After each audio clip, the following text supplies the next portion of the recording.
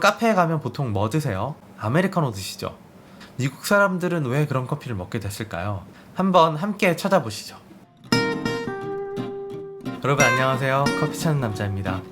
오늘은 여러분들에게 미국 사람들이 왜 커피를 많이 마시는지, 그리고 아메리카노라고 하는 음료의 이름이 왜 만들어지게 된 건지 이야기를 들려드리려고 합니다. 어원에 대한 연구 조사들은 정확한 자료를 찾아내기가 쉽지는 않습니다. 오늘 말씀드리는 것은 제한된 정보들 안에서 그나마 좀 유력한 추측들을 제가 정리해서 말씀드린다라고 생각하시면 될 것 같아요. 자, 간단히 설명하자면 2차 세계대전 당시에 미국 사람들이 유럽에 와서 에스프레소를 맛보고는 농도가 너무 진하니까 그대로는 맛볼 수가 없었던 거예요. 그래서 물을 부어서 마시는 모습, 물을 부어달라고 바리스타에게 요청하는 모습을 보고 미국 사람들이 마시는 커피 스타일을 이탈리아 사람들이 그들 시각에서 카페 아메리카노라고 이름을 부르게 된 거죠. 여기까지는 다 아는 얘기잖아요. 그렇죠? 아닌가? 그렇다면 2차 세계대전 당시에 미국 사람들은 이탈리아 사람들은 잘 마시던 커피에 왜 굳이 물을 타서 먹어야 했던 걸까요? 그들에게 익숙했던 농도가 아니었던 겁니다. 자, 우리는 2차 세계대전 당시에 미국 사람들이 즐겨 마셨었던 커피에 대해서 한번 알아볼 필요가 있을 것 같습니다. 역사를 먼저 가볍게 한번 훑어보죠. 1620년에 영국의 청교도들이 메이플라워 호를 타고 미국 신대륙으로 떠나게 됩니다. 신대륙이라고 하는 이름 자체가 서구 중심의 표현이긴 합니다.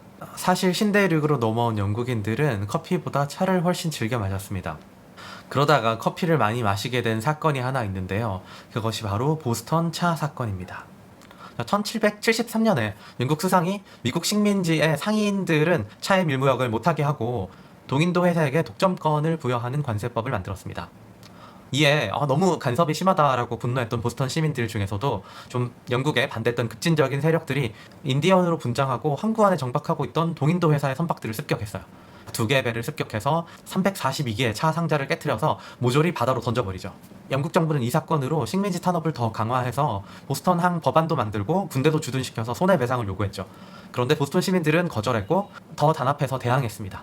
이 사건은 결국 미국 독립혁명의 직접적인 발단이 되었다고 할 수 있습니다. 보스턴 차 사건 이후에 차를 마시는 것은 미국인답지 못한 짓으로 여겨지고 대신에 커피를 마시는 것은 애국적 행동으로 여겨졌습니다. 그래서 미국에 커피의 바람이 불기 시작했습니다. 그리고 이때부터 서부 개척 시대, 전성기 사이의 커피가 오늘날까지도 미국에서 문화로 이어져 내려왔다고 볼 수 있을 것 같아요.